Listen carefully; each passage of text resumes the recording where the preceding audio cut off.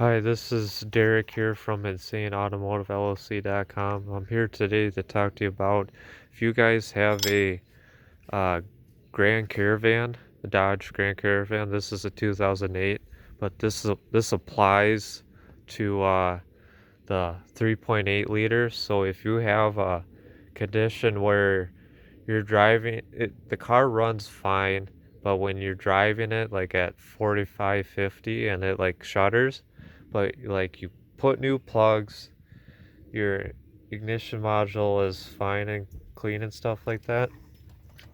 Pull your EGR line off, and just doing a video of it here too. And if it's clogged like that, that's part of our problem.